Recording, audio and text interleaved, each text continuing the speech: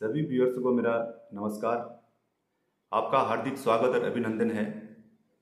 परमपिता परमेश्वर से प्रार्थना करता हूं कि आप लोग हमेशा खुश रहें।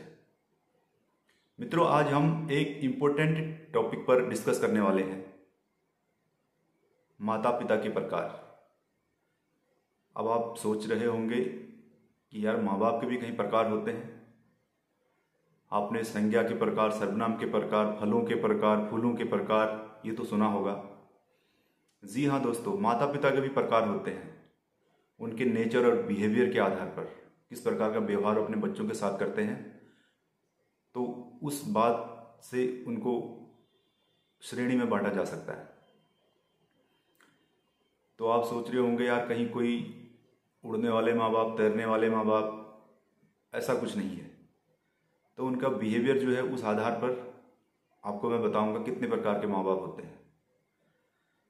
पहले माँ बाप वो हैं जो बहुत स्ट्रिक्ट हैं, जो पूरा अपना रूल रेगुलेशन अपनी चलाते हैं, बच्चों की कम सुनते हैं। सुबह 4 बजे उठना है तो उठना है, रात को 10 o'clock तक स्टडी करनी है तो करनी है, ये नहीं करना है वो नहीं करना है, पूरी मतलब अपने रूल चलेंगे, बच्चे की बहुत कम सुनेंगे। और दूसरे प्रकार के पेरेंट्स वो हैं जो बच्चे को बोलते हैं जो करना है करो, जो करना है करो, लेकिन कुछ गलत मत करना, क्योंकि उनके पास टाइम नहीं है या वो ज़्यादा ध्यान नहीं दे पाते बच्चों पर और व्यस्त हैं। तो बच्चा अपनी मर्जी से करता है सब कुछ, चाहे गलत करे या सही करे। और तीसरे प्रकार के माँ बाप वो हैं जो मिलजुल कर बच्चों के साथ आपसी बातचीत करके सभी समस्याओं को सुलझाते हैं, बच्चे के साथ एक भावनात्मक लगाव रखते हैं, उसकी बातें सुनते हैं और अपनी बातें उसको बताते हैं। तो बच्चे को बहुत आसानी हो जाती है और माँ बाप को भी आसानी होती है। तो ये 3 प्रकार के पेरेंट्स मैंने आपको बताए।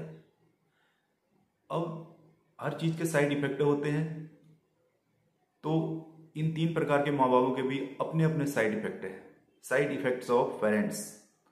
तो नंबर 1 जो स्ट्रिक्ट पेरेंट्स हैं उनके साइड इफेक्ट क्या है, क्योंकि वो हमेशा अपनी बात ही रखते हैं तो बच्चों की सुनते तो है नहीं, डरा के रखते हैं बच्चों को। तो बच्चों का भावनात्मक जुड़ाव, इमोशनल टच उनके साथ बहुत कम रहता है। बच्चे उनको अपने दिल की बात बता नहीं पाते हैं, स्कूल में क्या हुआ, दोस्तों के साथ क्या हुआ, तो वो खुद उनकी बातें मन में ही रह जाती है। और जो भावनात्मक जो जगह होती है दिल में, वो घर में न मिलने के कारण फिर वो बाहर ढूंढता है अपने दोस्तों में, मित्रों में। अगर कोई गलत संगत में अगर वो पड़ जाता है गलत दोस्त के साथ, तो फिर वो उसी रास्ते पे भटकता चला जाता है। तो इसलिए बच्चे का इसमें बहुत नुकसान हो सकता है और माँ बाप का भी नुकसान हो सकता है।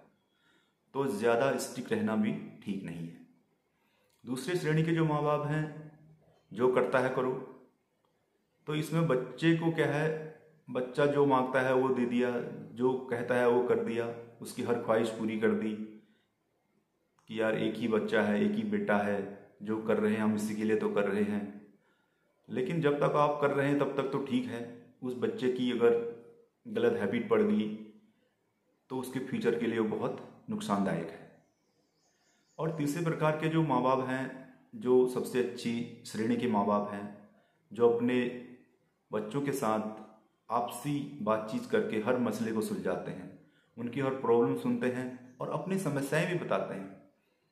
बच्चे समझाने से समझते हैं और जो आप करते हैं उसको देख के वो सीखते हैं।